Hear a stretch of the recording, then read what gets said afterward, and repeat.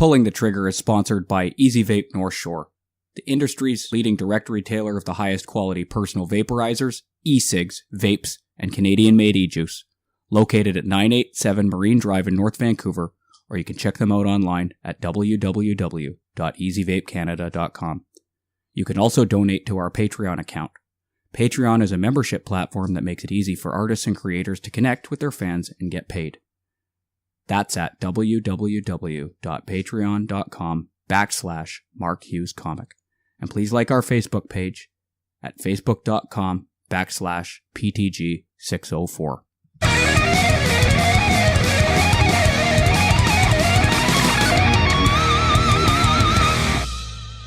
Welcome to Pulling the Trigger. I am Mark Hughes, and this is my podcast.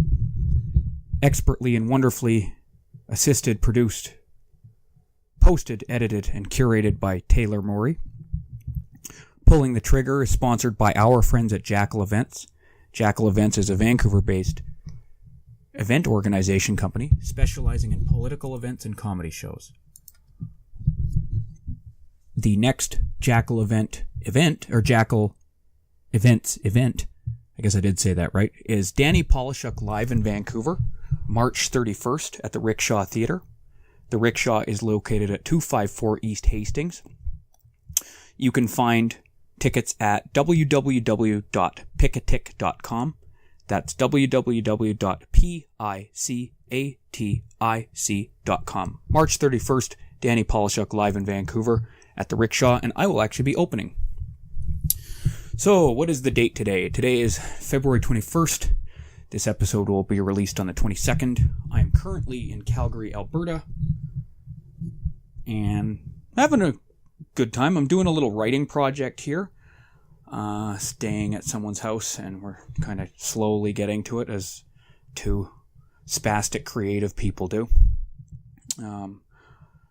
Tell you more about it once it gets fleshed out. I don't like talking about things too publicly when I haven't actually completed it yet, because then I fuck myself.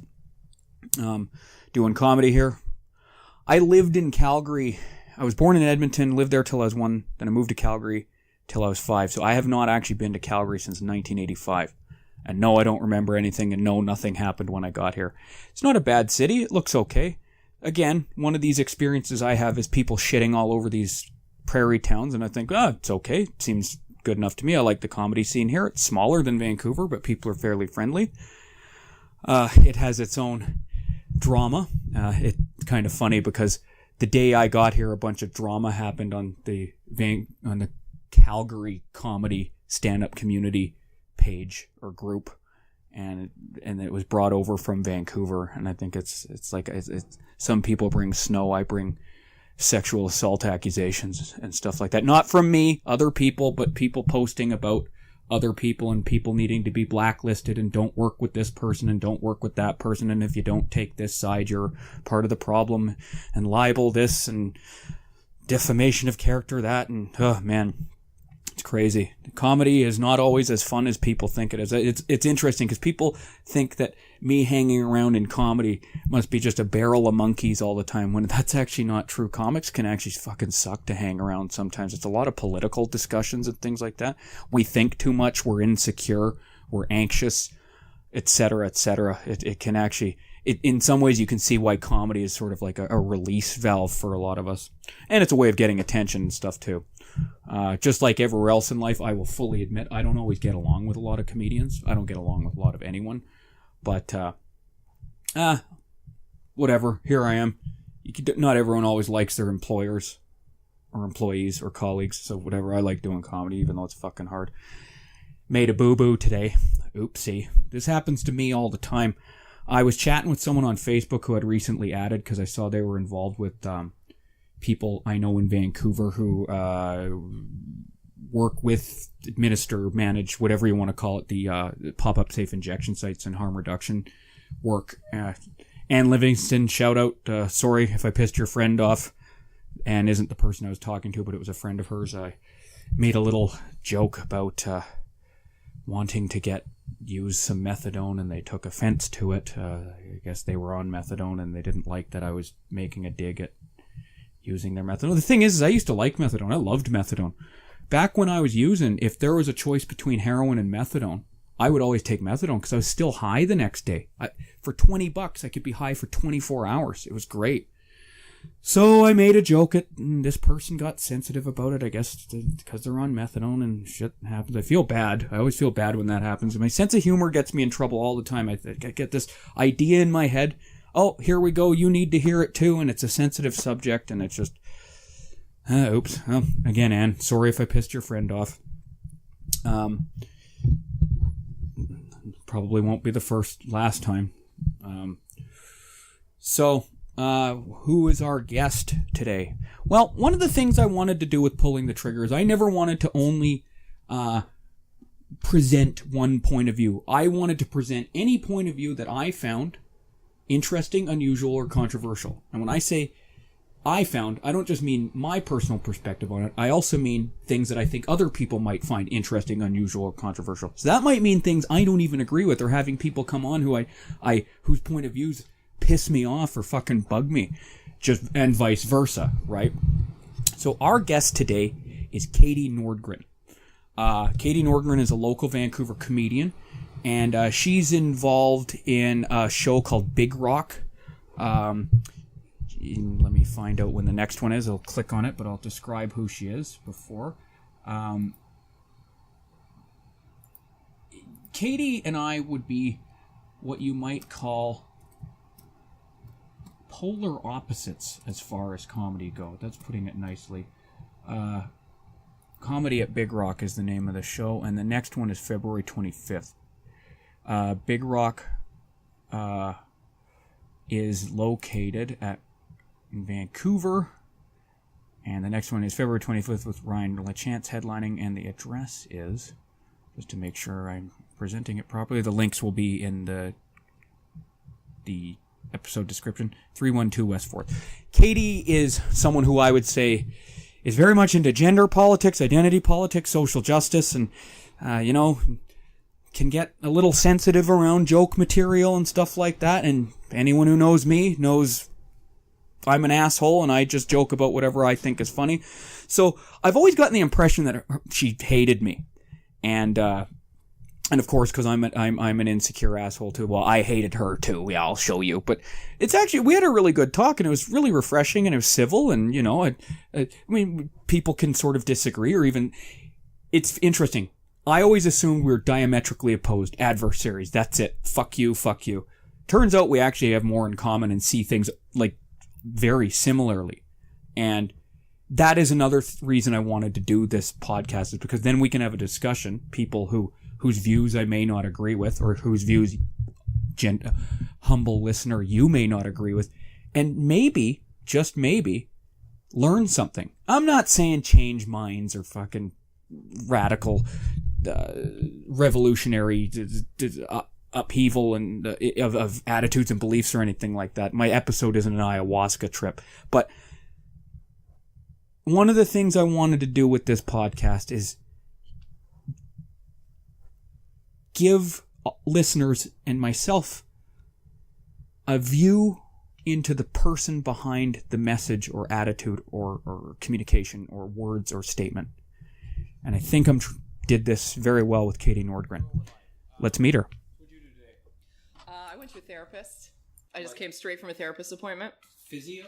No, a therapist, for my brain. Okay, nice. Yeah, no, it was great. It was great. I'm crazy like most people are who do comedy, so... Nice. But I actually, do stuff about it. You don't use comedy as your therapeutic?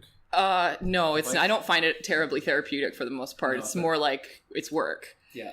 But I know some people definitely feel that way. But no, for me, I take brain meds and I go see a therapist. That's how I stop myself from killing myself. So. Yep. Works pretty well so far. I'm still here, so. Yeah, so science. Right? It's like biohacking. Yeah. Well, I mean, it's evidence-based, too. You're still alive. Yeah, here I am. Yeah. Here I am, and relatively free of obvious scarring, so. Welcome to Pulling the Trigger. Mark Hughes here, and we are joined today by Katie Nordgren. Did I pronounce your name right? Sure did, perfectly. Katie and I know each other through comedy, and I know a couple things about you, but not much, so I'm going to learn a bunch about you today, too. All I know about you is what you've talked about in your stand-up. Okay, so. Yeah, the same. So, And fun fact, Katie, as I was letting Katie in the building, I found out that they pulled another dead body out of my suite. So if anyone is looking... Your suite? Or my building. My building. Not my suite. So surprisingly free of corpses in here. Yeah, there's might be some mouse corpses, but... if Not anyone people. is looking for housing, there's probably a suite available in my building. Get at me. Yeah, just wait for the hazmat guys to come and go. Check it. Pet friendly, this building, too. I probably shouldn't have said that. I'll get a million fucking messages. Yeah. Okay, so, yeah, like I said, you do... What do you do? We'll talk about comedy later. Sure. This podcast is more about the person rather than... yeah. So, and from what I've gleaned from your comedy, you're a interesting person, I think. We'll see. Yeah. Well, interesting to me. Okay, cool. So, other than comedy, what do you do? I'm an academic advisor. At a university? Yes, I work at Simon Fraser. I'm pretty open about where I work. I work in the humanities and the world literature department. Okay. So, I feel worse than a drug dealer most of the time. Please take poetry classes. They will be very useful to you in your life. We want to fill them up with people. So it's just it's working in a business. Okay. But trying to make it be academic is ethically difficult for me. Oh, how so? Because I want to help everybody who comes in. I'm a big, sucky, bleeding heart. And so people will come visit me with oh, my boyfriend broke up with me and my grandmother's dying and I can't keep up with my classes. What can you help me? And of course I want to help them. And then their teachers are like, well, they didn't show up to class for the whole semester, so they're crap. And so trying to intervene in those situations often gets me not in trouble, but I really show my ass insofar as their well-being is my priority, but I should be focusing on their academics. Right. So I really wanted to go into counseling, to be a counselor, but then I realized that keeping it sort of stuck in this specific thing makes it a lot easier to deal with. When I go home at the end of the day, I'm not taking it all home with me. So that's a nice thing. But I only work 3 days a week, so it's good. Does it pay bills? I mean, yeah, my wife's job pays a lot more of the bills, honestly. Mm-hmm. But yeah, so I'm a part-time worker. That helps keep me mentally healthy, I think, because it gives me the rest of the time to work on comedy and domestic shit that otherwise would just fall by the wayside. So that's what I do most of my days. Otherwise, something that people don't necessarily believe about me on first glance is that I work out a lot. I go to the gym 3 times a week. I lift weights. I lift heavy weights. I can see it. Yeah, thank you. And so those are sort of the main things that I do. Is I work, I do comedy, I lift weights. That's pretty much it right now. It sounds like taking care of your mental health is a very big priority. It's a huge part of my life right now, especially because I had a long-standing, very slow-burning nervous breakdown for the last 6 months. So kind of just coming out of that right now. I adjusted my meds. And I'm feeling much more like a person, which is really nice because I sort of just felt like a sad goblin living at the bottom of a well for several months. So I really wasn't doing much comedy December, January. Mm. This is the first month I've kind of been back to doing more than 3 sets in a month. So, gotcha. But with the demise of several of our open mics, it's a lot harder to get up as much as I would like to. Yeah, it's I think there have been some that have.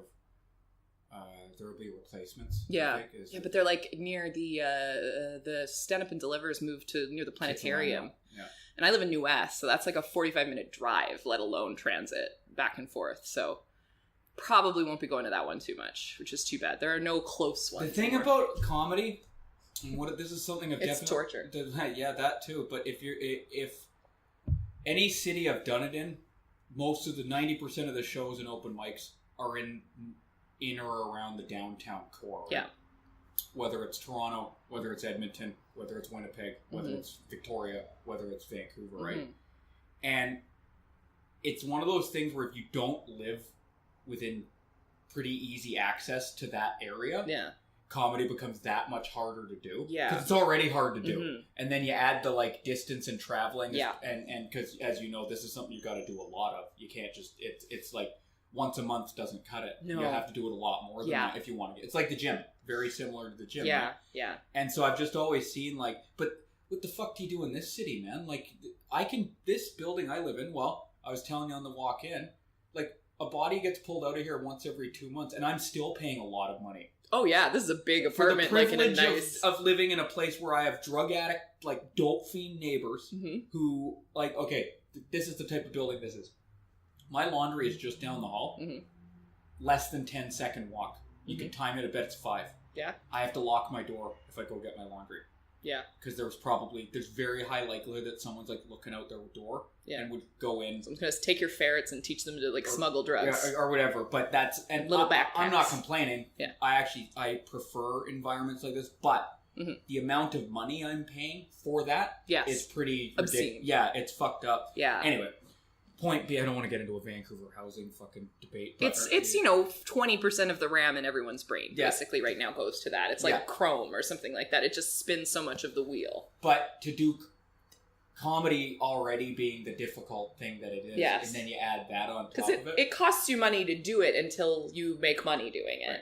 And I've probably like, realistically, in terms of like actually getting paid for shows, since I started, I've probably made $1,000 or $2,000 doing comedy, but compared to what I've paid like for drinks or food in places or like transit, it just, I'm sure it's a wash. Like I don't think I've probably, right? Well, most likely, I think about like the times that I've gone down to Portland or to Seattle to do comedy. Like you mentioned all these Canadian cities. Vancouver's the only Canadian city I've ever performed in, but I've performed in Seattle. I've performed in Portland extensively.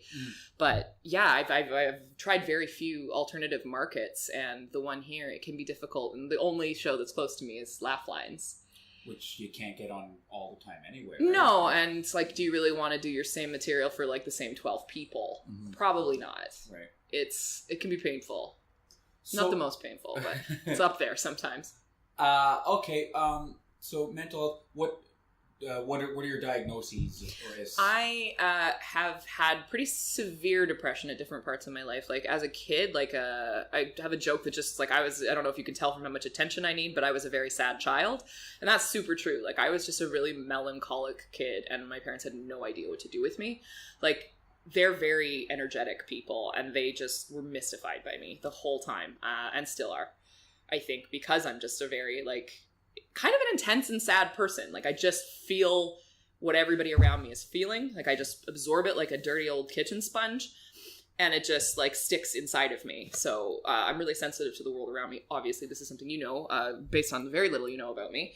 And yeah, so I didn't get diagnosed probably, honestly, until very recently. I didn't get a formal diagnosis. I've been in therapy off and on since I was 14, so just a little under 20 years. Sometimes for years, nothing. But lately, every year I have to go like 6 or 7 times if I want to like keep it tight. I didn't go last year, and that's why I snapped a little bit. But yeah, I had depression. I always have had depression. It comes and goes. I get treated for it. My anxiety is comorbid with it. Like, I take citalopram and I take Wellbutrin. And the citalopram really like cuts my anxiety down to almost nothing. But I've had episodes of acute anxiety where I basically couldn't work. Like I wouldn't be able to eat. There was a time I lost like 30 pounds and everybody was telling me how good I looked. Like, oh my God, you're amazing. Tell me your secrets. Like, I can't eat more than like a lean cuisine and a half every day. Like I just can't choke it down. So they're like, oh, really? Tell me more. Sounds awesome. So those are the 2 big ones. I had childhood OCD, I would say. I did some really weird fucking shit when I was a kid, thinking like, if I do X, Y, and Z, God won't kill me. Or something like that. Like driving over a bridge, like every time you go over a bump, you have to be like, okay, I gotta squeeze my butt muscles or something like that. Or God will kill my mom. So I was a lot of God, which is kind of weird. Raised religious? No, not at all. I became religious in my teens for about 5 years, and then I quit. I was just trying it out. Did you grow up in the Lower Mainland area? Yeah. Yeah, it's kind of weird to have never really been anywhere else extensively. But I was born in New Westminster, but I grew up in North Delta. So I went to ND, went to Sands. Those were fine. So how was, other than the mental health stuff, how was growing up? Like family okay for the most part? I mean, yeah, they're loving for sure. Like my folks are really nice people, and I'm really close with them. I've never really had family trouble, really. Like that's all kind of in the extended family. Like there is a huge history of mental illness in our family that we didn't talk about until I want to say like 15 years ago. So that was, my grandmother had a mental breakdown after the death of her oldest son, and she just went pretty much catatonic. She had been really vivacious, like lived on her own, had a dog, rode her bike everywhere, and then suddenly it was just like there was nothing there anymore. And so that was, my parents did a lot of research, and we're finally like, oh yeah, this is all of the alcoholics in our family have bipolar disorder, basically. Like, everybody who is an alcoholic is self-medicating. And that did not get acknowledged in my childhood. It was just like, we like to drink. We just really enjoy drinking. And thankfully, I don't do that so much. Like, it's not like I don't drink, but I'm not getting plastered all the time to like self-medicate because I get mental health help.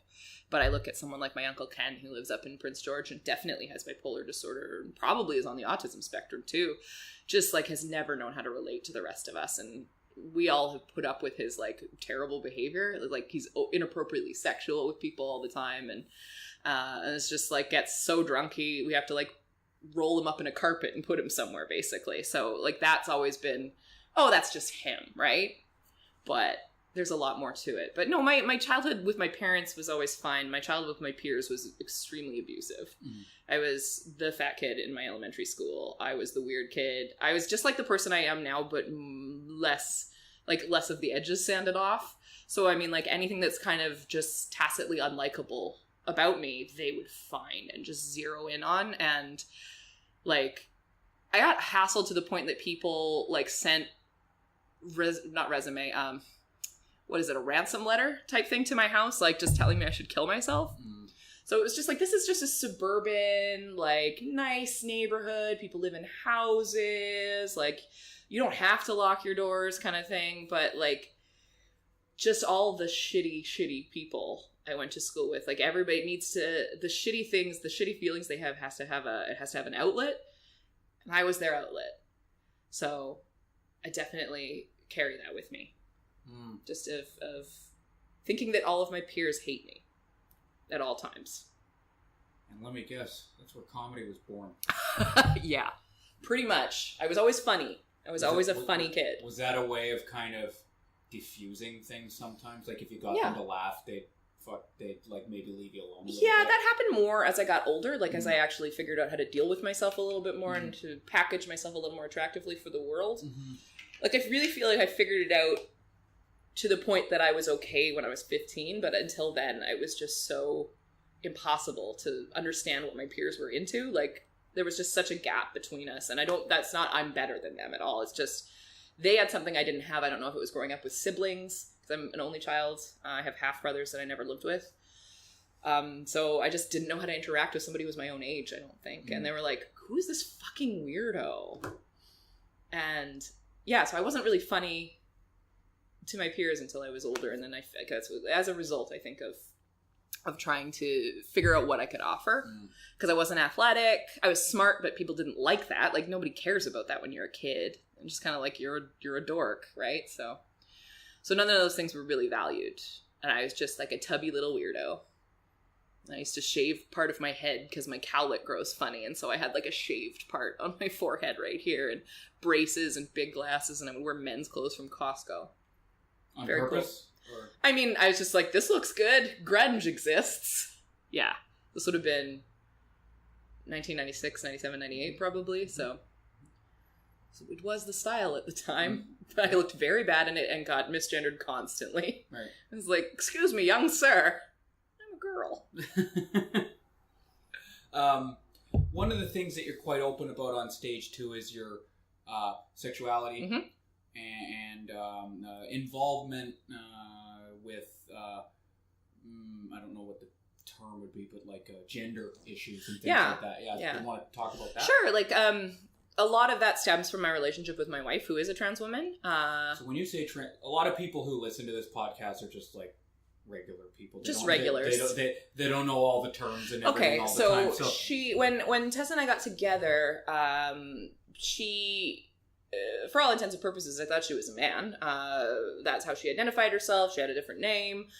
And I was just crazy about her. Right off the bat, I was like, wow, what a cool dude that I've met who is so unlike any other man I've ever met. Are you queer? I'm bi, yeah. Bi, so you like dudes too? I like dudes, I like women, I like So when you were anything. When you were first met Tess, yeah, you were under the impression she was a male. Yeah, and she was still identifying as a man. I won't like bring up her dead name on here because that's sort of like not a cool thing to do. A dead name is the name that you got when you were born. If you are See, I always want to get into the terminology, but I don't want to sound like such a fucking asshole. One of the reasons I asked you on here is because of this. Yeah. And so one of the terminology has shifted so much, even in the last 5 years since I've graduated from university, that I'm not caught up. So I may say something wrong here, but it used to be people would say like, oh, you know, that person's a male to female transsexual or a female to male transsexual or something like that. Transsexual is still something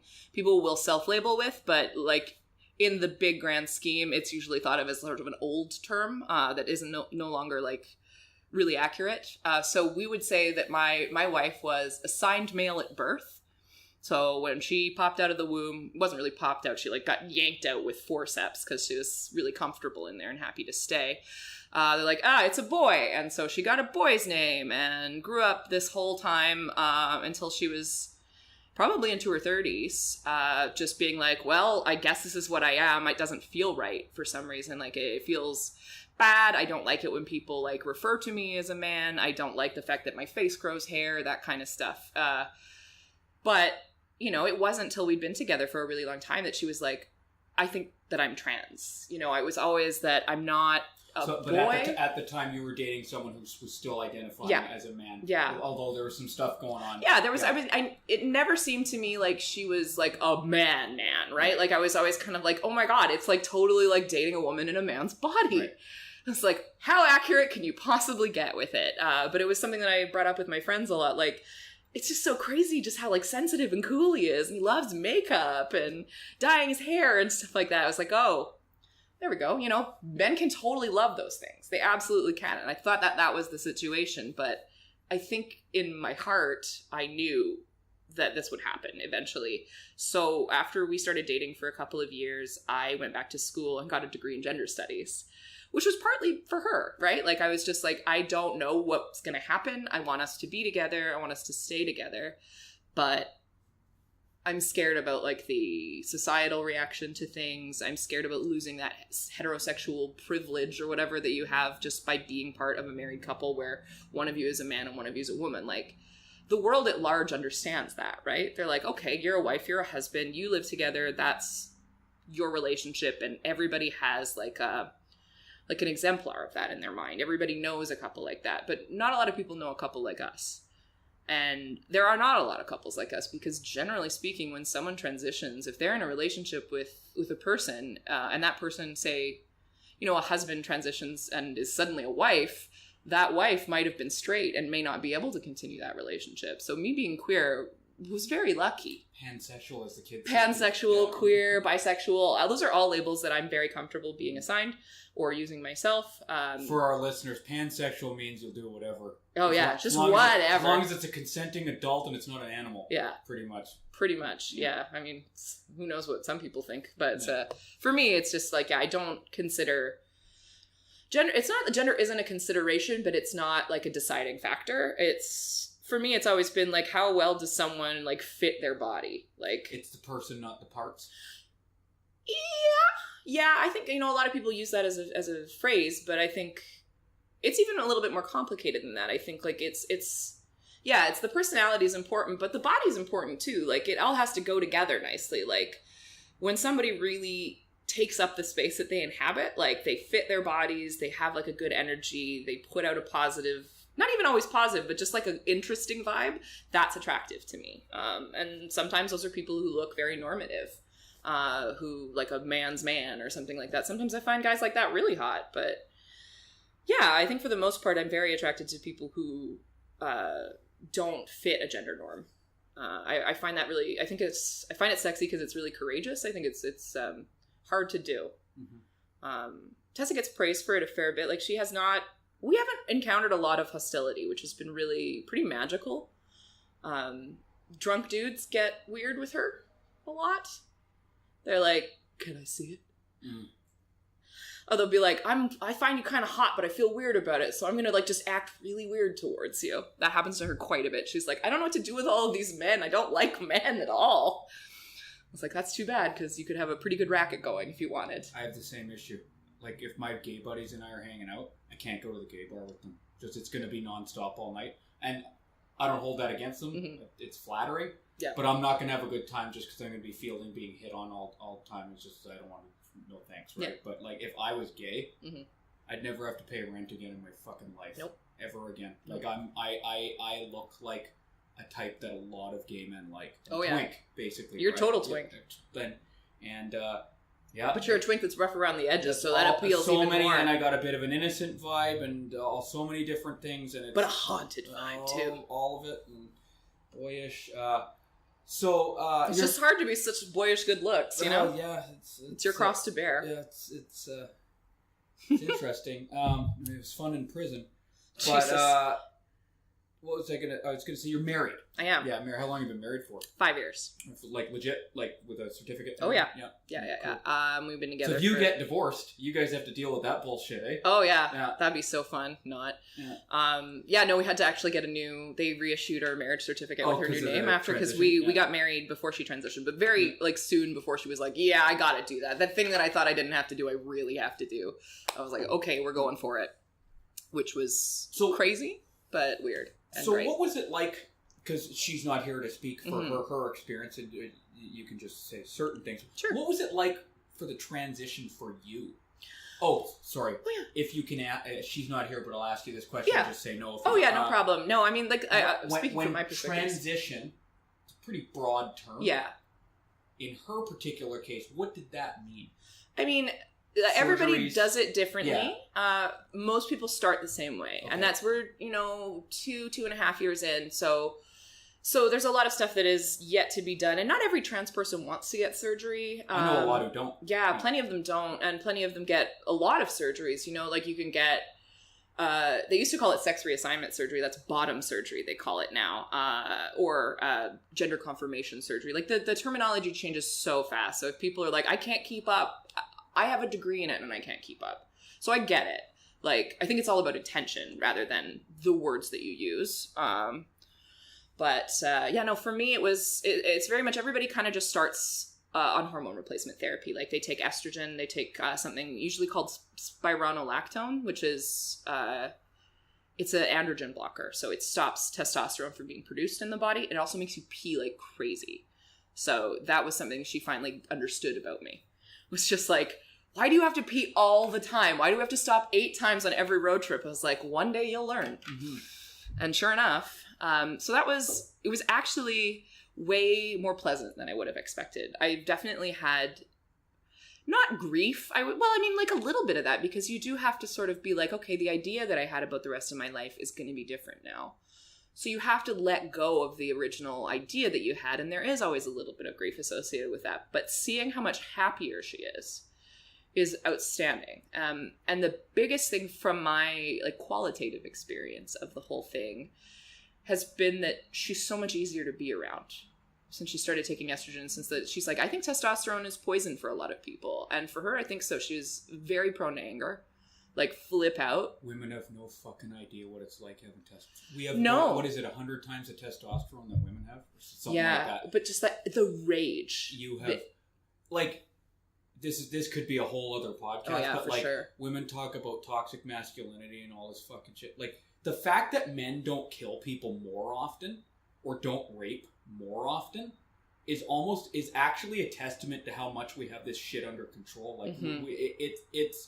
It's nuts having this amount of when I've talked, and the only reason I know that I have this huge amount of testosterone is by talking to women, and I'll explain a subjective experience and they're like, no, that never happens to me ever, and I'm like, what? Yeah, that's my every fucking waking moment for me. And boys don't have it like that all the time. It's when you hit puberty. Yeah. All of a sudden, right? That's why teenage boys are the most terrifying people on earth. Because they have not learned to control any of it. Spiking, and it's your dick's weird. It hasn't leveled yet either. Yeah. But anyway, so that was so she leveled out so quickly. It was a matter of 6 weeks that she went from someone who would freak out 3 or 4 times during a driving half an hour, just this fucking idiot. I get road rage, I absolutely do, but yeah, I calm down so quickly from these things, probably because I don't have testosterone. I'm like, oh, I'm really mad, and then 30 seconds later I'm like, it's fine, we're moving on. But I think testosterone stays in your blood. Like, it angries up the blood. Then there's another chemical called cortisol. Yes. That one we all have. Yeah. But I think testosterone... I think the testosterone, this is my basic understanding, cortisol starts getting produced after testosterone.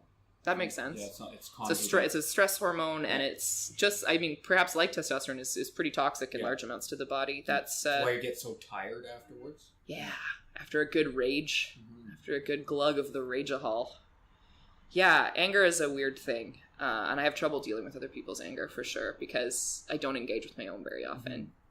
Normally, I could be like, I don't know. There's a lot of people who are pissed off a lot of the time. I was like, oh, this fucking asshole is fucking with me or something like that. I'm just like, he's probably got a lot he's dealing with. He's probably dealing with a lot of things right now, which is kind of boring, honestly. Like, sometimes I would love to be able to just say, what a fucking asshole, and move on with it. But instead, I'm like trying to unpack their childhood for them and try to understand where they're coming from. Takes just because a lot of energy to do that, though. Too much. Yeah, that's one thing my therapist is saying to me. She's like, stop doing that. Sometimes it's just like, that's your problem, and I don't give a shit if you had a shitty childhood. It's interfering with my life right now. Yeah, she said that to me like 10 times. She was like, yeah, but that's not your problem. Okay, but that is not your problem. I'm like, oh, but it really feels like it is. The only part that's your problem is where it affected you. Mm-hmm. And you can have a bit of, rather than thinking, okay, they're a monster who should be thrown on an island and separated from humanity. Okay, you can maybe check that part. But past that, they don't need any kind of, I wonder what's... Yeah. I don't know why I do that. I think it's mostly just because I really wish people would do that for me, but I am not willing to ever ask for it. So it's like, that's stupid. That's a dumb thing that I keep doing. I'm definitely noticing a lot of really, like, stupid things that I do, like, that are just foolish and self-harming, but they don't seem like it. Because there's a lot of things that women particularly, but everybody who is ever in a caregiving position, who's ever like trying to take care of other people or manage them in some capacity, like everybody gets that, who does that sort of work definitely gets that kind of resentment coming up in their body and brain. And yeah, I really never know what to do with it. So I've just been like sort of mad and frustrated for a lot of my life and have not figured out how to translate that into something that's actually constructive. Don't know how. If anybody has any advice, I'm really, really interested to hear it.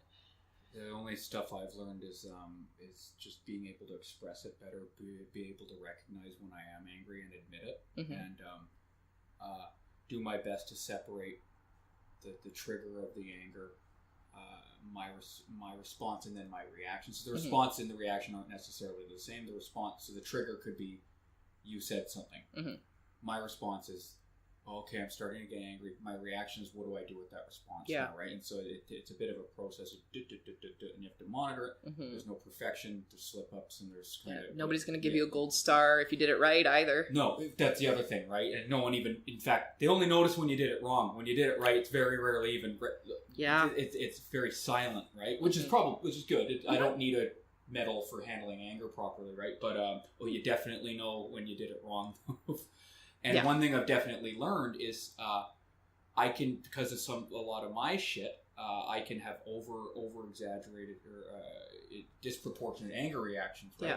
Which are nothing to me, and I'm not even I'll be animated, and that's nothing. That doesn't mean anything. Yeah. But with women, they start getting scared, yeah, because it's a huge amount of anger, and I'm like, oh fuck, relax, right? Like, and they're this is nothing compared to what I could be doing.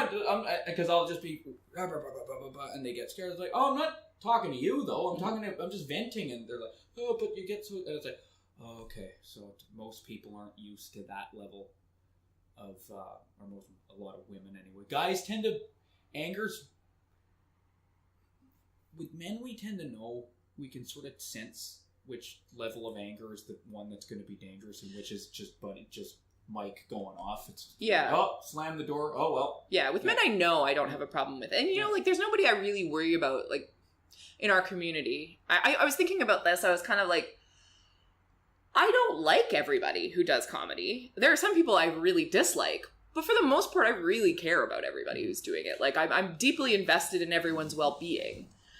But yeah, and those people who do have like sort of who get like really animated or angry, like you or other people, I kind of do have the sense of like that sort of male sense of knowing like, oh, he's just blowing off steam or whatever like that.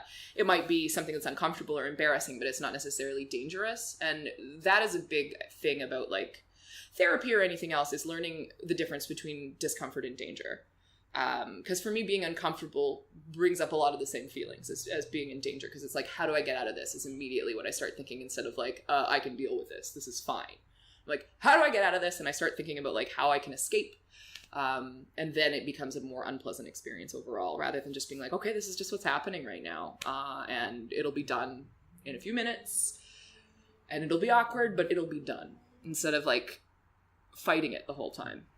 That's a growing up thing that I'm only starting to get now. And I'm turning 33 very soon. So it's kind of like, how hard is this for other people who are not in therapy? Depends on who they are. Some people don't even have a lot of these issues. Can you imagine? No. What it must be like to go through life just like, I'm not mentally ill. I don't have trauma. Or it's like a socially functional level. Yeah. It's like, it's a type that's, yeah, it's there, but it doesn't interfere with their functioning, or beats me. What's that? Yeah, beats me. I have no idea. Yeah, me neither.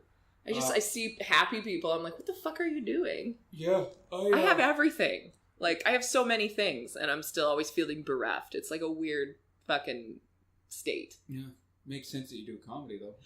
Yeah, we're all pretty bonkers nuts, I think. Like, I try to figure out like who among us is super well adjusted. There's a few. I'd say there's some that are more well-adjusted than others. Mm-hmm. One of the things I was surprised about when I started doing comedy, I've talked about this quite a bit, is how well-adjusted, by and large, most comedians were. I thought they'd all be a lot more fucked up than they are. Mm-hmm. Like, I was surprised to see that I was, like, the more fucked up one. In some ways, I'm not, because I've done therapy and stuff like that, right? But, like... And you're not currently doing substances, right, like, the way that a lot of them are. Yes, and it's these kinds of things, I've learned some actual, like, organic coping mechanisms and stuff like that. But I thought it would be a lot more people, not necessarily exactly like me, but, like, coming from abusive homes or foster care or things like that. It's like, no, most comedians are maybe a bit nerdy, awkward, anxious, and depressed, but pretty average. I was surprised by that. I think most of us who come to it, because there's such a social element of controlling the situation and determining when people laugh at you, it's less like heavy trauma and a lot more social trauma. Like the experience that I had, I think, is a very normal one. Is just like being really singled out and picked on a lot. Like that creates a sort of structure of trauma, but it isn't like something that gives me PTSD trauma. Like, I don't have PTSD. I just have like some bad memories. And I can go to a dark place if I think about it too much, but it's not like I have trauma triggers around it. So that's fortuitous. I'm glad about that. Lucky you. Lucky me. But I think that that's more common. I think that you'll see that a little bit more. There's definitely... I mean, a lot of people have stories that we don't ever hear about. There's people I've gotten a little bit closer to over the last few months, and like past guest Emma Cooper, I have a tell me your trauma face.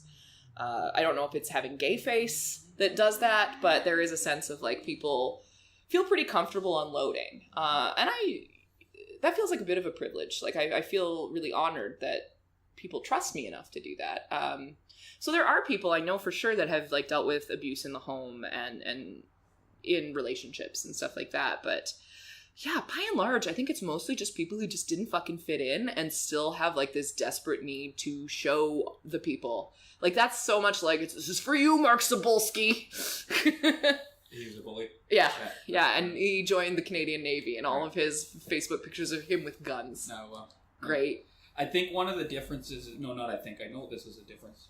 One of the differences between how someone will react or respond or react, whatever term you want to use to trauma, is how much of how attached the attachment issue or component is with their family and stuff like that. So if your family's okay, not even stellar, just okay, it pretty much no matter what you face in the world, you'll have that foundation and cushion. You got this good Gabor Mate shit. It's you learn a lot about this stuff. So one of the reasons I've had problems because I didn't have that. Yes. So I was primed for trauma. Yeah, you had insecure attachment. All kind of anxious, avoidant. Anxious, insecure, avoidant. Yeah, all of the things that those sad babies had. Yeah. So My problem is when my trauma stuff gets not so much anymore, but it still can be. So a lot of people, their trauma won't interfere with their functioning too much. Mm-hmm. Mine does. Yeah. Right. So it's like my reactions tend to be to do things that are antisocial, that make me look crazy. There's no the baseline is not one that's functional within the social group that I'm in. Yes. And stuff like that, right? Mm-hmm. Like, so, for example, my default, if I don't really stay on top of it, is, and this is why I find comedy very difficult, is violence. Yeah. Like, what the fuck did you just say to me? And comics can be fucking mouthy, especially online, right? Right? And I don't mean joking around mouthy, like actual fucking cunt mouthy, like, yeah, that was a malicious thing you just said. I mean, we don't have a familiarity for you to be saying shit like that, right? Yeah. And I gotta be like, fucking hold it, Mark. Hold it. Just pro-social, right? Like, don't look like a fucking maniac, right? And so far I've done mostly okay with that, but whereas other people, from what I observe and have read and stuff like that, if their first reaction won't be necessarily something that extreme, it'll be something maybe self-harming or self-destructive or destructive, but not illegal. Yeah. Right? Yeah, I get very I think I have like an automatic. I definitely am someone, and this is me self-identifying with it. Is that I have a bit of a victim complex, like, because I think, I don't know how much of it is gender, like about being raised as a woman and being taught to be sort of, not demure, never demure, but always accommodating and always hospitable to other people. So that has been, wow, I completely forgot what I was talking about. It's reactions to trauma, and I was talking about violence. And okay, yeah. So thank you. So violence, a violent reaction for me is something that only comes up in really specific situations, like driving for some reason. Or that's a lot of people. That's a lot of people. It's because actually you're isolated from the world, but you're in it. And it's very dangerous too. And you have a death machine that you are piloting. And people are always surprised at how calm I am driving. Because I function in life-threatening situations better than I do non-life-threatening situations. That makes a lot of sense, actually. Yeah, and driving is always vaguely life-threatening. So I'm much more. As soon as you turn the thing on. Yep, it could explode anytime. Yeah, driving is insane. But also, yeah, that. So the victim mentality, just going back to that, is that because I am used to sort of taking care of other people and to try to make other people feel welcome, and a little bit of less of emphasis on the self and a lot more emphasis on doing service to others is a big part of my personality, is I want to serve other people. Some of that comes from like that brief stint of religion. Some of it comes from being a woman. Some of it comes from growing up in the family that I did. But I'm nice is my idea. It's like, I'm nice to everyone. So if someone's mean to me, it's because they hate me. It's because I'm bad in their mind. And that sucks, and there's nothing I can do about that. And so I spiral on that, and I get really upset about it instead of just being like, that's not my problem. Because it's not. Like, if somebody I barely know doesn't like me, so what? I wasn't going to invite them to my birthday party anyway. I'm 33. I don't have birthday parties. So I don't know why that is the way that it is. It's something that I'm really trying to fight. It's something that I'm actively working on, to be like, people are not generally speaking out to get me, even if they don't like me. And it's fine if someone doesn't like me. So I tell myself. The emotional component of that is very challenging. I'm just like, but I want everyone to like me. I want to be friends with everybody. I want everybody to think I'm cool. But I don't bother working on actually thinking that I'm cool. So that's work to be done still. Yeah. And I don't know. I don't know how you function in those super high stress things so much easier, but I guess just because with everything firing, you end up being quite focused. Yep. My baseline, the way it was described to me, is my base. I basically think I'm at war. Still. Yeah, high arousal, they would call that. I'm higher. And that's my default. Yeah. So when I actually feel like I'm more in danger in more quote-unquote normal situations. That's why I've always had a hard time socializing and stuff like minor conflicts feel really extreme.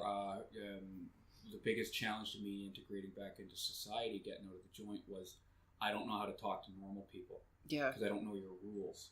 Yeah, prison rule. I know that they're very easy actually. Once you figure them out, they're easy. Yeah. Right? They're quite black and white. Right? They're very they're sort of juvenile that way. They're fucking dangerous, but it's don't do this, do that. Yeah. Right? Just be paranoid because it's probably something bad. Yeah. Whereas you can't be paranoid around middle class people because it's like you look crazy. Yeah. Right? And people are very passive aggressive in middle class circles, right? And you go, and again, my intuition may catch that you said what's in this ambrosia salad, Karen? Or you'd be like, that's interesting that you did that, and there was a tone, but I can't say anything because I'll look crazy if I say. And there was. I hate that passive aggressive shit. And that's how people do. Oh fuck, right? I hate it. Or another one. This is how I ended up in comedy, which I'll get to you in a second. Is I don't know where the line is. What's the line? What line? What the fuck do you mean line? Yeah. Right? Where that subject's off limits, but this one isn't. And, yeah. And this one makes people uncomfortable. And I'm like, but my whole life, then it's, for me, the struggle was, then my whole life is going to make you uncomfortable. I'm going to make my whole person, not just my personality, my whole has to be like pretty painful. It's tough. It can be tough. It's not so bad anymore because you learn how to I've never really tried to think about it that hard from your perspective, but that makes a lot of sense. Well, I mean, and that's the thing is I get in shit sometimes from people because I have all these like social justice oppression points theoretically. Recovering addict, male sexual abuse survivor, someone who's gotten out of prison, someone who's been homeless, all these things that, and I've overcome all of it. Why don't you present better, Mark? Like you make a bad representation. And it's like what is someone who spent their fucking adolescent years on the downtown east side in prison, has been sexually abused multiple times, fill all this stuff. How do they present? What does a person like that present like? If they're fucking breathing and not like sticking fentanyl in their neck to cope with all of that, they're doing pretty fucking good. That's like, and so what if they say bad words sometimes? You know so that's where I get a bit angry sometimes. Sure, no, that makes sense. So not only do I have to learn how to not do drugs, not steal, control my anger, all this stuff. Now the language is a thing, or don't bring that topic up. Yeah. That's how I got into comedy, though. That's difficult. Yeah, that's really tough. And to be both angry about it and self-aware about it, like to be pulled in those two directions. If I wasn't self-aware about it, it'd be easier.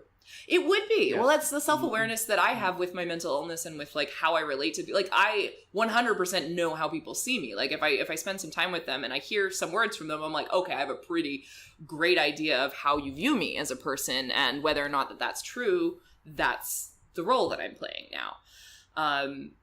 And like, that self-awareness doesn't mean that I don't keep doing the same things. It just means I'm like, you fucking idiot, you're doing it again. And that is, that's a big pain in the ass. And I wish that self-awareness was actually translated into something constructive as opposed to just more sort of spiraling. But, sometimes it is. Like, being able to be aware of those things is really helpful. So when somebody does have a problem with me, I can at least be like, oh, okay, I totally see where you're coming from, and let's try to sort of sort this out in a equitable and favorable way for both of us, that kind of thing. That's important to me. I don't like having unresolved conflict. That's troublesome, I find. It's hard to sleep. Mm-hmm. I want things to be at least civil and okay with people. And it would be hard for me to have an enfant terrible sort of personality or style. That was a big phrase with that. Yeah, it's just French for like a bad kid. Okay. It's like it's sort of like an Andrew Dice Clay or a Lenny Bruce or whoever like was pissing people off at any given time. Like someone new on the scene who's a bit of a dick, which is like, that seems fun to me. I don't know how you do that as a woman. It's hard. There aren't many people who do it. The problem when women do it is often they're trying too hard to do it, so it ends up coming off as try hard. Yeah, it's less organic. Yeah, and it's because Eliza. Well, the thing is generally speaking, women aren't socialized to be that way. Mm-hmm. So the socialization that would make a bad girl isn't going to present that way. No. I'm speaking in generalization. No, it's like taking on a sort of like the male idea of what it is to be zesty or something, and saying like, okay, this is me. This is what I do. No, and I'm bad. I also fuck. Like, yeah, girl, it's 2018. Who gives a shit? People right? fuck like And we all do. You're a woman and you're good looking. I bet you fuck. It's right? probably pretty sweet. Yeah, it's probably not that hard, right? One of my beefs with female comedy sometimes is when they're doing stuff like that. Mm-hmm. It's not so much it's like fucking broads. It's more like, no, don't do that. Do something that's authentic. Yeah, do your zesty. If you want to be zesty, whatever that is, do it. Yeah, and it'll probably be hard. But it takes a while. Well, you can't just do somebody else's material. Well, and me being let's just say me, and I don't necessarily see this, and maybe it's true, maybe it's not, but let's say I'm the bad boy. It's not easy on this end either. That bad boy of Vancouver comedy. Just tell jokes that I think are funny, man. Yeah. But like, if I'm that, right, or another comic is like that, they have their struggles with that too. Yeah. It's not like, oh, he just found it, and no, like people get offended. Yeah. You get fucking death threats. You get like you're not allowed on certain shows, and like right? There are definitely people who do it better than others. Absolutely. And that comes with experience. Right. You know, like someone like Simon King could say something that's like egregiously offensive, and then like talk to people about it, and then it would be okay. Like it wouldn't be like he could say something that wasn't okay to say, and then he could be like, okay, maybe that wasn't okay, and then sort of, but he wouldn't be blackballed for that because he's been doing it for so long, I guess, and has learned the sort of social finesse around those kinds of things, which I think every comic needs to develop in different amounts. I have a fair amount of that just because I do diplomatic work within offices. Like everybody else is more pissed off than me, so I'm always the one who's like, okay, I'll go butter up this person. I'll go make sure. Like it's not bullshit. It's like I'm taking fine grit sandpaper and just making things a little smoother for everybody. There's maybe an element of dishonesty there, but it's also, you gotta make the work that you do every day a little bit easier on yourself, I think. Well, that shit's so hard for me. It's so fucking hard, man. And it comes naturally to me. And it does. I see it. Like, I talk to different comics all the time, and I see that they're just able to, I just call it schmoozing for lack of... It's schmoozing, man, it is. And I just see, like, in some ways, if you're able to schmooze, you don't even need to be as funny. It's true. Because you can network better. Because this is a networking game. I didn't realize that until like last year, how much of a networking game this really is. If like, people like you, and you see it. Yeah. You see the people who aren't that funny who get opportunities because they know people. Yeah. But you can't even... And we could sit here and piss and moan about it. We could. But that's the system that we're playing in. Yes. That's the game. So... we have to work with it. We have to work with it. And there are... And I'll be totally blunt and frank and brutally honest with myself. Mm-hmm. I could go and take courses and pay money to learn how to be better at that. Those are skills. You can learn how to do that. It's all skills. I could even put telling jokes and writing on the table or on a shelf for a bit and invest that amount of time in how am I going to schmooze better. Learning social dynamics and stuff. I'm not into it. I don't want to. So I think it would hurt your comedy probably. I'll pay the penalty because there's going to be the consequence for not doing that is going to be, okay, I don't get the same opportunities or I don't get as many. Yeah. But pick your poison. Mm-hmm. I'll drink this poison where I don't get as many opportunities, but I just at the end of the day feel a bit better about myself. Yeah. So that's just for me, right? Yeah. No, I think that's very legitimate, and it is something that comes easier to me than other people. I think not everybody, but I do find the networking aspect very easy, and it became very clear to me the 3 things that you need to have to be not even successful. Like that's a very nebulous concept, right? Success for somebody might be comedy's their job now, and that's what they do. I'm Ivan Decker, and my whole job is comedy. Like, so cool, amazing, like congratulations. For me, success right now is just that I have the opportunity to keep getting better at comedy, like that I get enough booked spots that I'm not just having to grind at open mics because I just don't like it. Like, it's a necessary thing, but it's not fun. I don't want to. So I find like I've had to fight that and just force myself to do it. But yeah, the things that you have to be visible, you have to be funny, and you have to be relatively pleasant to work with. Yeah. And if you have all of those 3 things, then it's going to go pretty well for you. And the other little thing that you kind of need to have is be punctual. I was just show up on time. The one be reliable. Right. The one I was going to say is professional. That's the term I use. So that means show up on time. Yeah. Don't blow the light, shit like that. Yeah. Don't like don't rip people off. Whatever. Don't be a dick. Be a dude. Yeah, exactly. And if you can get that. Yeah. Well, you said 4. I've always said 3. Yeah. But if you can get that in balance. Yeah. Well, funny, the most important. Yeah. We'll say reliable and professionalism is the same thing. It's just like, I can determine that if I book you, you'll show up on time. Yeah. You will do the set. You're not gonna like turn on the audience just for your own. Show up drunk and fuck around or whatever. Right? I fucking hate that stuff. I mean, drunk to the point where. Yeah. Bad crowd work is something that I hate with such a fiery passion. I'm like, if you're not good at it, don't do it. Right. Or get better at it. Don't keep doing the same bad shit over and over, because it sucks to watch and it makes the audience not happy about watching comedy. So those are so it's reliability, punctuality, everything wrapped up in professionalism. Be funny, be at least semi-pleasant. You don't have to be friends. Like, you don't have to be I'm not friends with everybody, but I'm like fairly on good terms with everybody. Like, I've never ripped someone off or like not shown up without letting someone know, or people or whatever. Because there's comics who are like that. I started that way, as being like, that is something that I learned a lot from. It was just like kind of interjecting myself in the forums about 6 months after starting comedy and just being like, hey, let's think about trans jokes or whatever. Like 80% of people were like, sure, I'm on board. And then 20% of people fucking hated me for it. And that was like, okay, I'm learning. I'm not at a point where I can start being prescriptive yet. People were very compassionate about it. I think we're like, I see where you're coming from. And I understand that this is a personal and emotional thing for you, but you're not at a place yet where you can tell people what to do. And so learning that and getting the humility from that experience was painful, but very necessary. And now I feel like I'm really part of things after being in comedy for close to 3 years. 3 years now, yeah. Just about 3 years. And I'm seeing new people start, a lot of young women starting who are asking me for advice, which is super, super lovely. But I'm, they're like, I don't like this. I don't like that. I don't like this part of the culture. I don't like that. And I'm like, maybe you don't want to do comedy then. Like, I totally hear you. There are friendly rooms that you can do that are like more supportive of, I don't know, like feminist ideology or whatever.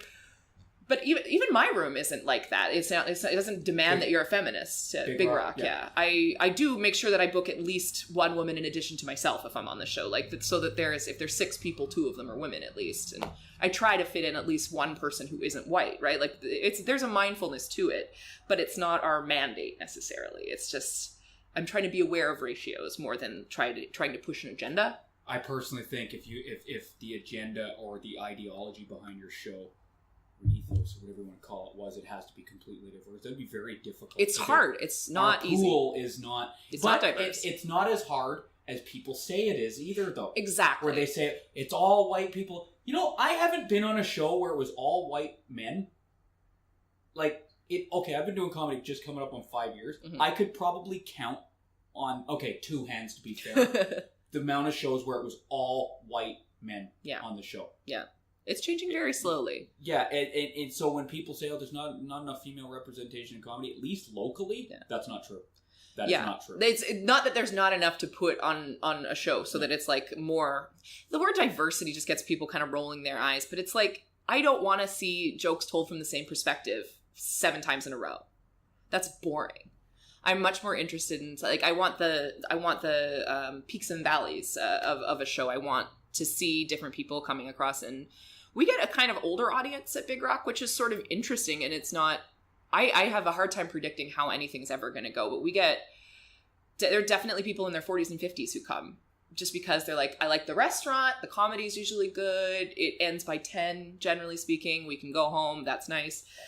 And, I've seen people who kill in other rooms just die because they get really stuck on something that's like gross, and then they lose the audience. So it can happen with any performer, and trying to book the show so that it's perfect for the audience is not possible. So you just try your best, right? Like that's what I try to do anyway with ours. I do most of the booking because I work with Gavin, and he has a full-time job, so I feel like that should be... It's Clarkson, not Mark's, not Matt's. Right. Big difference. Yeah, different guys. Yeah. Anyway, yeah. So yeah, all things that I think about. Try not to make it every part of my life, because that could happen really easily. Like, getting involved with, when we started doing like the reporting tool for sexual assault and sexual harassment and stuff. I think people thought this was wink, wink, nudge, nudge. Yeah. So there was, I think a lot of people thought that these three women who are putting it together, I won't throw their names on the fire. What was it all about? Basically, just that we have a culture of. There's a lot of weird sex stuff that happens in comedy, right? Like between improv, between stand-up, between sketch. Because there are people of all genders working, and because there's a lot of alcohol and drugs involved, like people fuck, like it happens. And people try to fuck way more than they fuck. And sometimes people who try to fuck are really bad at boundaries and things like that. So, and there are people who just straight up do rape and whatnot within the community. And there are a lot of people who've been blackballed for shows rightfully because there have been multiple accounts of them sexually assaulting someone else. But basically these three women in comedy here in Vancouver sort of opened up an inbox, basically. Is like you can anonymously report, or you can report with your name and stuff like that. And they were just collecting information, which was basically just like, if we get multiple reports on the same person, that may be worth investigating. But the idea that people could have this information was really upsetting to a lot of people, and rightfully so. Like, honestly, I get it. But it's like, what do you do when you don't have any recourse? Like, sexual assault, sexual harassment, all of those things are impossible to get evidence for most of the time, unless it was done within earshot of somebody, unless it was recorded, unless you were badly beaten and like covered in jizz, right? Like there really isn't a way to prove things like that, like somebody not paying attention to your boundaries or something like that. So it was just an imperfect attempt to create some sort of path forward, and a lot of people were upset about it. And again, I understand, but yeah, that was the concern from a lot of the male side, but not just male side. Mm-hmm. Male side was that it would be abused. Yeah, exactly. And it was. Sure. It right out of the gate, it was. And that was, and people say, no, it won't. Well, people were saying, like, it won't be abused. You guys are just rape apologists, and you're scared. And it's like, right out of the gate, it was abused. And it's like, this is what we're, and it's like one person was told they were on a watch list because an accusation was made, and then his couple weeks were really rough for him. Like, he couldn't sleep. And I'll tell you the name afterwards. Yeah, I think I know who it is. And then they had to go to him and say, oops, sorry, we were wrong. And Jesus. It's like the thing wasn't even implemented for a month. Yeah. And it was abused. Right. There is... And it's like, and that's the fuck. And I don't want to dedicate this episode to that. No. But that was the concern. And of course, that's legitimate. I'm a sexual abuse survivor who was involved in the criminal justice system. Yeah. I had to go to, I was forced, I didn't testify, but I was subpoenaed and had to go. I didn't want to be involved in the criminal justice system. In my case, it's because it happened in a government-run institution, so they wanted to avoid liability, so they pursued criminal charges. Right. I was in a young offender institution at the time and testifying against a guy who would put my life in danger, but they tried to make me do it anyway. Blah blah blah blah blah. Yeah. Everything that was like wrong and against my will was done. Like, not only was I raped, the system was raping me because they were trying to force me, and I did not want him. I didn't give a. As far as I was concerned, the fucking rape was over. Let's fucking move on. Yeah. I don't want to keep on talking about this shit. Anyway, I was talking, and he got acquitted. So it went right. It's all pointless. Yeah. So, and then he got out, and a few years later, abducted, raped, and murdered a little girl, and all kinds of stuff. Right. So I have to live with that sometimes too if I think about it too much. Dude. I still believe in due process. Yeah. Yeah, and that's there's no real response to it that's good, right? No. There isn't. No. And that's I think where I feel so helpless if I don't at least consider the possibility that some of these like community tools could work. But ultimately they're put in place by people, and people are valuable. Well, and it's not like it was done. Okay, let's just say, total hypothetical world, alternate reality. The comedy community all ponied up $50,000 to train people, and we had classes and symposiums and peer-reviewed studies and all this kind of stuff, and then hired then I could see it a bit more, right? Like someone who's trained in how to properly investigate, right? And then, but like, so 3 people, and I'm not even shitting on them here, but just 3 civilians going, hey, we'll do this. It's like, Yeah, I do want to just clarify a little bit that I don't think any of the three of them necessarily wanted to be the faces of this thing, or necessarily to even create it. I think it started along the lines of, like, you can come to me if you want to, these people said, and then people came to them en masse. Like, and they're like, what do we do? So, you know, when you build a tool based on a committee, designed by committee, right? Like, it's not good. Right. It doesn't work.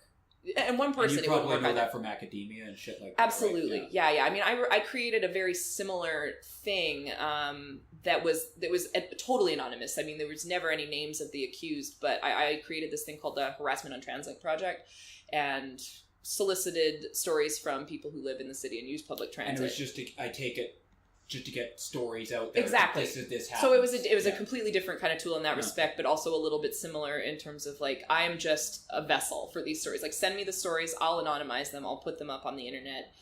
And, you know, it did end up, the blog itself became kind of a training tool for the transit police, actually, because they were like, we don't understand the victim's experience of this. So I have 160 victim stories on a website that they could look at and, like, get the idea from it, which they found really useful. So that was good, but I don't know how to translate it for this. This is a problem that is not mine to solve necessarily. It's not my circus, it's not my monkey, but I care about it a lot. And so... As do most people, I think. As do I hope, yeah. I hope so. Like, there's two things, just speaking as a male, on the male side of comedy.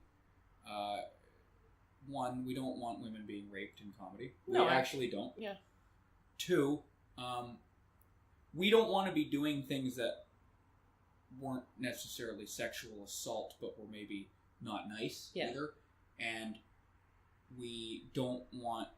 Sometimes we didn't know we were doing stuff like that. Like, sometimes hearing that, like, oh, I asked her out and she felt that was too much, and then was like, didn't feel safe doing comedy, and we're like, ooh, fuck, I didn't... Because here's me. Yeah. When I first came into comedy, I wasn't planning on sticking around. This was just a thing I was doing at the time. Yeah. Right? I'm a horny bastard, and I'm. This guy fucks. Yeah, I fuck. Right. I'm a bipedal person with perfectly appropriate sex drive, and maybe even inappropriate, but still,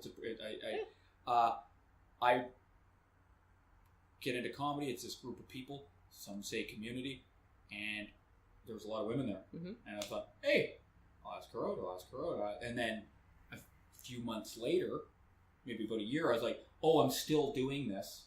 And now there's a bunch of who have made it. Like, I think we're all cool now, but at the time it's like, shit. Yeah. Fuck. That's like asking people out at work, right? Yeah. In my defense, I didn't see it like a working environment. Yeah, I just thought it's a bunch of people fucking, and again, I didn't think I'd be there a year later, right? But the learning thing was that if I had to do it all over again, I wouldn't have done it. Yeah. Right? I would have. For sure. And I'm not saying that I don't believe there's anything wrong with comics hooking up. No. Because it's going to happen. Proximity is the number one thing that, right? Yeah. And especially with our types, right? But I think... Oh my God, validate me. Well, yeah, or you're just hanging out, getting to know each other. Yeah, comics that we talk. Rub your stuff together. Right, why not? Go for it. I don't think there's anything wrong with comics hooking up. I don't think there's anything wrong with comics asking each other out. But in my case, I'll speak with me. I wish I hadn't have done it as willy-nilly. Yeah, that's fair. And I never went... It was never like they said no. I was like, what the fuck did you just say, you fucking bitch? Yeah. No, it was, oh, okay, no problem. But still, do that 4 or 5 times. That's 4 or 5 people who it's going to be a bit awkward at shows now. Yeah. Potentially, right? For sure. Yeah. And the really, like, my perspective on this is, I think, probably different than people would perceive necessarily, in that, like, the whole Me Too conversation, the whole and this has been talked to death in the last little while. The conversation is the important part right now, in terms of, it's like we've tilled all the earth. Like, we've opened the cans of worms, and now there's a big pile of squirming, gross worms, and we don't know what to do with it. We can't just put them back in the can, so we just have this pile of shit that we're walking around and not sure what to do with the pile of shit. So I don't really know what it is. I know it's important that we've pulled up this pile of shit because it was just poisoning us beforehand, and it was a very uncomfortable thing, and now we don't know how to move forward. And that's scary. I don't really have anything other to say other than that, but it's important that we're having conversations about boundaries being transgressed when we don't know what the boundaries are, because a lot of us don't know how to set boundaries and we don't know how to negotiate boundaries. I'm very bad at it, extremely bad at it. And I'm being forced to do it. Like, my therapist is making me do it and I hate it. And so I think we all have to learn as a community, and we all have to learn as individuals what boundaries look like, because they're going to be different for every person. And, you know, treating people with respect is going to look different to a lot of people. You know, I like being hit on. I think it's awesome. I'm not going to be offended by it. But I also feel comfortable rejecting people. And I think I can do it kindly. But a lot of people don't feel comfortable, and they feel really put on the spot in that situation. And that's a tough one to negotiate. Like, physical affection that goes on a little too long, that's tough to negotiate. The stuff that's actually like being a creep and being a cretin is a little bit more cut and dried. I think it's more obvious to the people on the outside of it. Well, one policy that I've adopted and I was pretty well doing this anyway, but now it's like concrete. Mm-hmm. I'm not initiating hugs with female comics. Yeah, that's a good plan. I don't really hug that much. No, but some people. So if a female comic. Oh, and also, I don't just take a hug just because someone offers it either. No. Sometimes women don't like that though. A lot of women don't handle rejection very well. No, it's true. And so like, and I'm like, yeah, no, because they take it personally, right? Just like men take it personally too. But anyway, I've realized, okay, I'm not going to initiate hugs, and I'm not going to accept them anymore just because I felt a bit pressured to do it. Sure. Right? And I'll make it a bit awkward if I have to. Yeah. I mean, I'm not going to say, get away from me, crazy bitch. But like, I always ask people before I hug them. I'm like, do you hug or do you want to hug? Like, it's people are like, that's weird. Why would you do that? I'm like, because I generally like to ask people before I touch them, especially if I'm touching them like intimately. A hug is overwhelming sometimes. Like, I'll touch somebody, I'm physical, like I'm a physically affectionate person, so I'll like pat someone a little bit on the back on the way out. Like, I would do that to Roman if I was leaving 7. I would just be like, see you later, bud. And sometimes he'd give me a hug, and that's cool. It's all difficult, man. Like, it's all so poorly defined. See, that's not something I would do to a female comic. I mean, I don't know if I'd touch a dude or not. Maybe it depends on how well I know him. But I wouldn't. Especially these days. Yeah, no, fair. Very fair. I pretty much, I don't really touch people that often. It's just if I kind of know them, and it's just like a, hey, see ya kind of thing, like just on the arm. It's anything that isn't like getting into someone's space. Because some people don't like being touched at all. But like, if you touch someone for a second and it's over, they're usually fine with it. You know what? It's better to just go through life and just ask.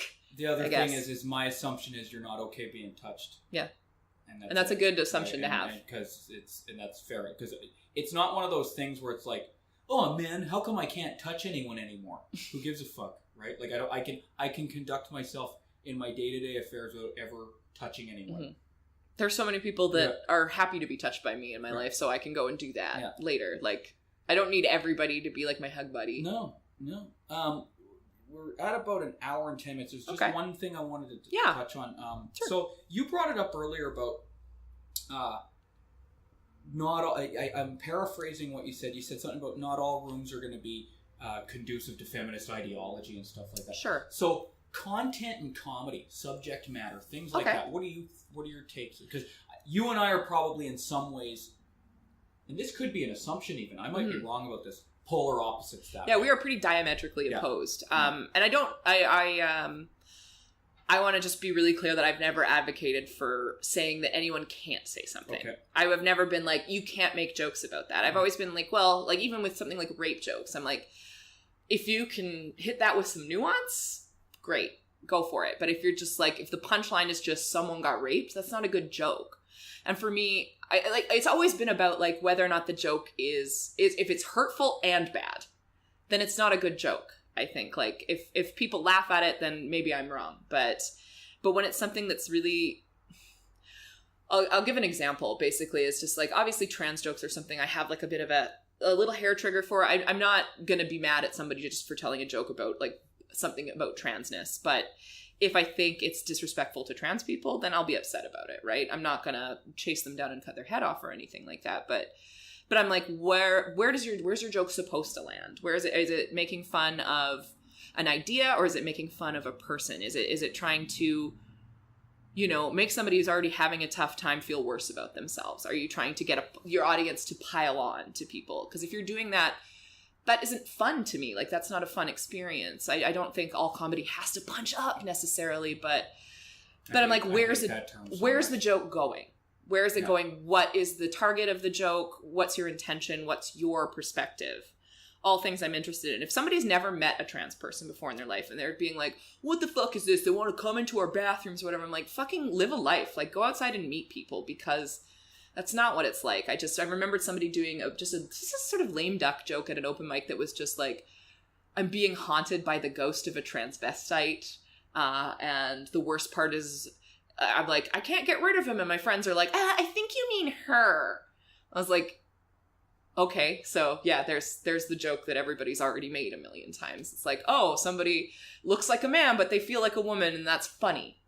It's like, that's not a joke, though. That's just making fun of somebody. But if I were going to tell a joke about transness, it would be something to the effect of like the absurdity factor of the fact that I live with a 38-year-old woman who's going through puberty for the second time in my house. Like, to me, that's hysterical. Like, that I'm like, you can't go out of the house looking like that.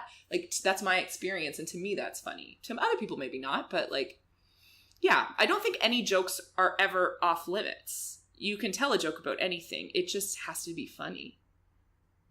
But the thing is that people have to try out jokes before they're funny. And if the main conceit behind them is that they're mean and hateful, like, I don't like it. I'm not going to put them in jail. I don't necessarily want them blackballed either. Usually if I want somebody to be kicked out of the system is because their jokes are bad and they're mean and shitty. And there are a few people like that. But yeah, I don't have a very hard line on this, honestly. Like, I think people expect me to. I generally don't want to make fun of people who are already having a really hard time. That's my perspective. I don't think that it can't be funny, but I think it's going to be really hard to make it funny in a way that people in a whole room will laugh at. These trigger subjects or sensitive subjects or gallows humor is always hard to make funny. It's one of the things that I struggle with because it's the only shit I really do find funny. It's okay.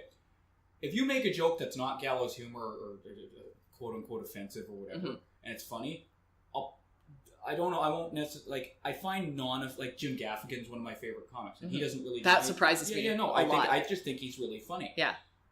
I'm not Jim Gaffigan though. You are not Jim Gaffigan. But I'm even when I sit and I'm like, okay, Mark, just just button up your, put on a suit and a tie and fucking, just get along with this. I can't. It's not me. It's not you. What I find funny is what I find funny, right?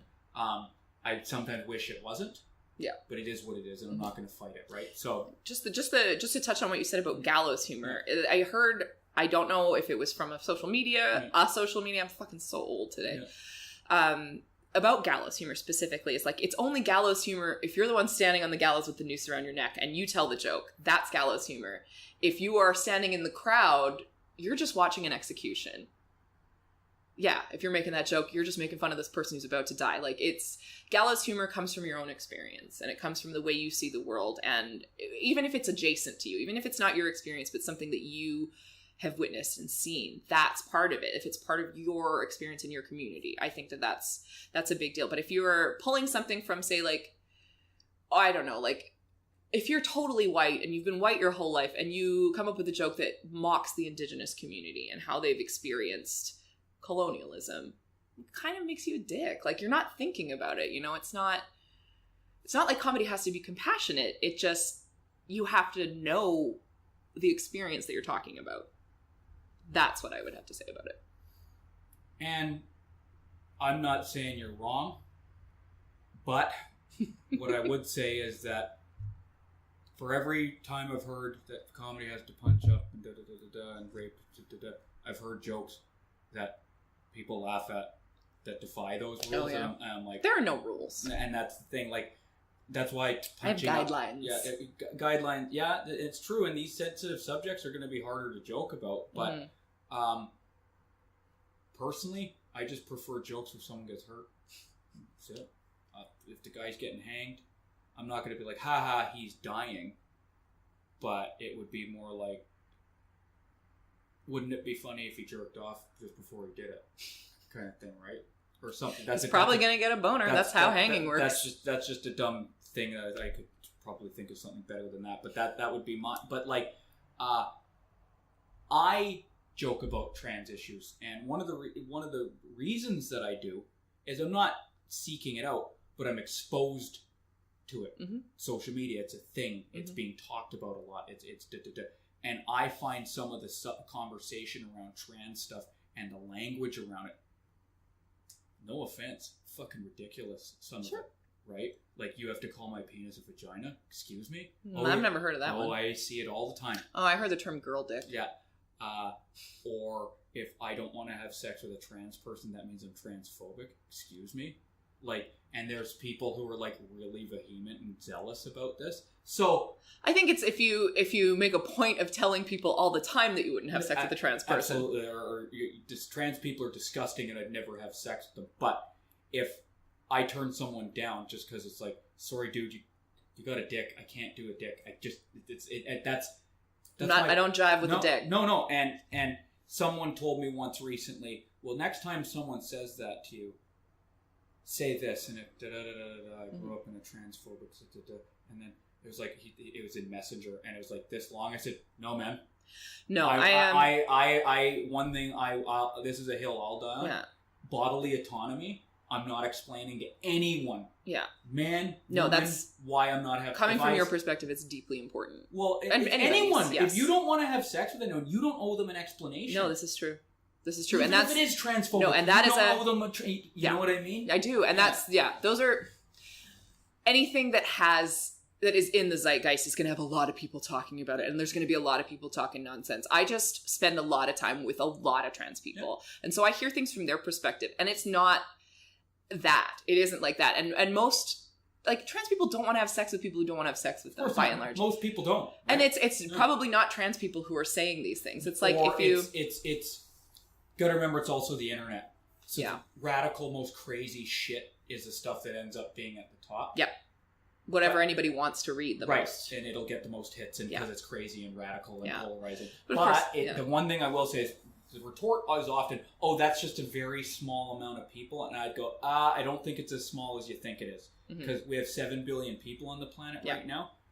1% of that is 700 million. Yeah, that's a lot of people. That's still a lot of people, a lot right? Of fucking people. So if you took, let's just say, North America, which has a population of approximately, I think it's 500 million, maybe 450, right? 10% of that is 45 million people. No, 10% of that is 1% is 45 million people. Yeah. That's huge. That's huge. Or 10%. Yeah. Anyway, it's a lot. It's still a large amount of people. Yeah. Point being, when these things come up, I think they're funny to make fun of. That's all. Sure. So, like, I have a joke right now with, and I'm going to butcher it, and I hate doing this, but it's like where I got sent an unsolicited nude pic by a trans person a little while ago. For real. Actually, I can show you the picture, right? And I thought, whoa, okay, nice tits, but what do you got in the way of a vagina, right? And then I turned the joke into, this didn't actually happen, but I turned the joke into, oh, they got offended because I called their dick, I didn't call their dick a vagina.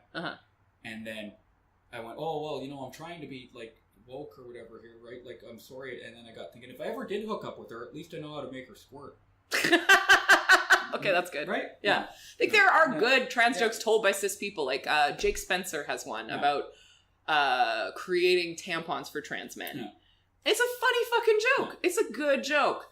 And I just like a lot of trans people don't feel comfortable going to comedy shows because of this stuff. And that's it doesn't happen fine. that much though. No. I think, like, okay, now that I'm thinking about it, I just take them to the foxhole. Sure. Yeah. But when I go to comedy shows, I don't hear many people saying anything about trans people. Not really now. Don't. 2 years ago, I did a lot, and that's why I even said something. Like when about I it. say trans on stage, I feel people go. Yeah, you can feel their buttholes go. Eek. Yeah, and I'm just like, here we go. Here we fucking go. Because I'm that kind of. I'm not trying to offend people, but there is a part of me that goes, no, you're not going to tell me what I can joke. You're a provocateur. Yeah, but I don't like offending people. People think I like offending people. No, you like to provoke. That's right. Once it crosses the line to offense, I can. That's not a good time for you as a comic. It's not a good time for anyone. That's fucking shitty because you wanted to make them. You want to get them to the edge. That's right. And then pull it back. The goal is always laughter. Yes. Even if it's that laughter where they're like, "Oh my god, I can't believe I'm laughing." I'm so bad. Yeah. But offended, angry, upset, sad, any of that. Yeah. I will always feel like fuck. Yeah. Even if it's just one person and the rest of them, I'll be like, Shit. Fuck. Yeah. I want that one person, right? I want to start doing stuff that's a bit more perky. That's Yeah. a little bit more hard, honestly. Because, like, I mostly tell jokes about myself, so I can say anything I want to. Because it's about me. And I'm the one insulting myself. And that's fine. But there's a lot of stuff I like to look at. I think, I tell, like, very obviously joking jokes about, like, ew, men, or whatever. Because I'm always like, I love them. I hate that I love them. So there's always that sort of idea that, it's not 100% true. That's always tacit in there. Yeah, I want to do things that are a little more gutsy, to make more risks in comedy. What tends to be what people do, and you might already know this, is take something about some thoughts or values or feelings you have that you know aren't good, and then try and make those funny. Okay, yeah. That makes something sense. That you can't really share in polite company and stuff like that, and then try and, because the reality is that stuff tends to be funny anyway, just because it's bad, right? Just by virtue of that, but also underneath all of it, we all have stuff that isn't good about, like, that isn't politically correct, that isn't woke. Yeah, it's ingrained in us. We all have prejudices and biases and discriminatory things, like. I have a joke where I talk about I was being someone accused me of being racist the other day, and I said, no, I just know what I like, right? And then I go on and I don't tell. There's a longer part of the joke. It's like, yeah, I am. There's parts of me that are racist. Yeah, fucking absolutely. Yeah. It used to be that I'd be like, no, but I'm like, no, it's true though, and it is. It's true. And there's parts of me that are homophobic. There's parts of me that are transphobic. There's parts of me that are misogynistic. Like there's that I have. Preset notions of how women behave. Fucking women, that's just how they are, right? Yeah. And arguably it's not always altogether untrue, but it is it is a sweeping generalization, and it does make me behave, or has the potential to make me behave a certain way towards a group based on a value in my head that isn't necessarily applicable to every member of that group. So yeah, guilty, absolutely. Sure. So I make fun of some of that stuff. Yeah. Right? Yeah. I mean, you've made me laugh pretty fucking hard many times. Your heroin joke always cracks me up. Oh, cool. Yeah. Every single time. That's another one is, I've been given shit for joking about that stuff. Yeah. You get a lot of shit. Yeah. And only like 40% of it is deserved. Yeah. A bit more than that. But like, and this is a salient point that I think about whenever it comes to the subject of subject matter in comedy is I am joking about my own experience, right? Which is very atypical. Right? Well, and not only that, it's also like you said, you even said it, you can say whatever you want because it's about you. So I'm talking about me, and then I'll still get shit going like, you really shouldn't be talking about it. That's very insensitive. And it's like, for fuck's sakes, man, this is my life and I'll fucking say whatever I want. If you didn't find the joke funny, okay, that's fine. That's I'll do better next time. But like lecturing me on my life, no. And if nobody has time for that, you know what? If someone in the room got uncomfortable because I was joking about my heroin addiction, them's the fucking breaks, man. Fucking welcome to life. Suit up, right? You better get a helmet because it fucking sucks. Like, you hear a lot of shit you don't want to hear sometimes. Yeah, sometimes you gotta pull a body out of an apartment building. Yeah, I'm like, oh yeah, cool. But like, and especially at comedy. Yeah. Like, even safe space type comedy shows, there's a high likelihood, because people are joking around about things, you're going to hear a joke that's going to touch on something like, even if they were punching up, you could be triggered by the subject alone being brought up. Sure. Right? Definitely. Yeah. No, there's a lot of things that, I think it's important to maintain a bodily awareness. Like you were talking about in terms of anger, reactions to things that are upsetting in comedy, like they're teaching you something about yourself as an audience member and as a fellow comic. I think, like, I watch some things and be like, why the fuck is he talking about that? Or like, what the fuck does he think he can say about this? And that says as much about me as it ever does about them too. So, I think we forget that it's always a conversation, that comedy is not a monologue, even though it's performed as one. That's like, comedy informs the room, informs the comic, informs society, society informs the comedy. Like, it's all you cannot unpack that. Like it's just so systemic that you have no choice in there. Like everything affects everything else. And it changes the way we think about things, the way we talk about things, for better and for worse. But that's how it works, right? And all we can really do is like try to educate ourselves as best as possible with how to process that and how to deal with it, because otherwise we'll all just kill ourselves. Yeah. One way or the other. Death by cop. Ladies like that, boy. So, okay. I think that's a good place to end it. Yeah. What I ask all of my guests. Yes. Again, speaking to like just the average everyday person. Yep. Any closing words? Anything you'd like people to know? Any morality story? Anything at all? If you can afford to go to therapy, even if you don't think you need it, give it a try. Honestly, anybody. If you've ever had dissatisfaction in your life and you have enough money to do that, please do it. It's really useful. Even if you hate it, you'll learn something about the experience. And yeah, just go see local comedy, please. And which particular show? I produce the Comedy at Big Rock show that's usually around the third Sunday of every month. The date does switch up sometimes, so just join the Facebook group, please. Facebook group is Big Rock. Just Comedy at Big Rock. And yeah, it's the next one's on February 25th, so it's a Sunday, and Ryan LaChance is headlining. Excellent. Yeah. Thank you. Thank you. This has been Katie Nordgren, and I am Mark Hughes, and that's the end of that.